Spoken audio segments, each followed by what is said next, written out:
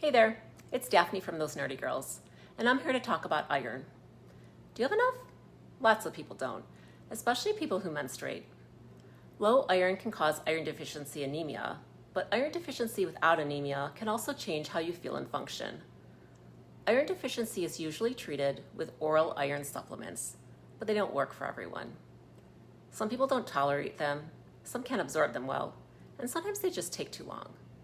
In these cases, your clinician might recommend IV iron given through a vein. There are multiple types of IV iron formulations, and they each have slight differences in how they're dosed and administered. But all of the FDA-approved products used today have similar side effects and a very low risk of a severe reaction. I had a course of IV iron this past weekend. My clinician ordered iron dextran because that's what was available and also covered by my insurance. Iron dextran is typically given as a total dose infusion. This means the full 1,000 milligram replacement dose is given at one time.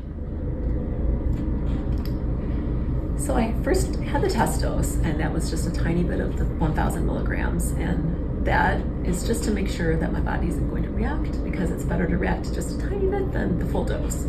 Then after 30 minutes, I felt nothing, I felt perfectly fine, so the nurse came in and she hooked up the rest of the dose, and that takes about an hour to infuse, so I just get to chill out here and just wait.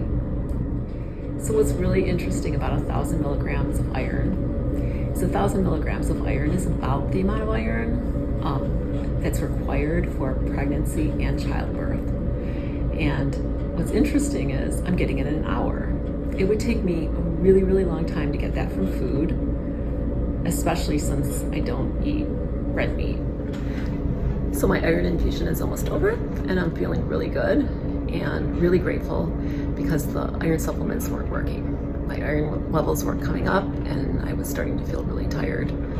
And so I'm looking forward to feeling better and for going for a walk soon with that guy over there while our kids are at home on this beautiful day. So we did go for a walk after my infusion. If you're ever in the Madison, Wisconsin area, Picnic Point is the perfect place to go for a mini excursion. But I did wake up the next morning feeling a little queasy and achy. Flu-like symptoms are a common delayed side effect after IV iron. Not everyone experiences it, but it's a good idea to know it might happen. So yesterday, I took it easy, took a Tylenol, and today feel better. I think my body's excited to have enough iron to make more hemoglobin and healthy-sized red blood cells, and I'm looking forward to feeling more oxygen supplied over the next few weeks. But before I go, I want to leave you with this. If you have iron deficiency, replacing iron is not enough.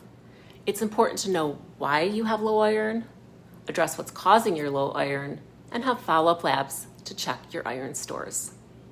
Stay safe, stay informed, and stay iron balanced.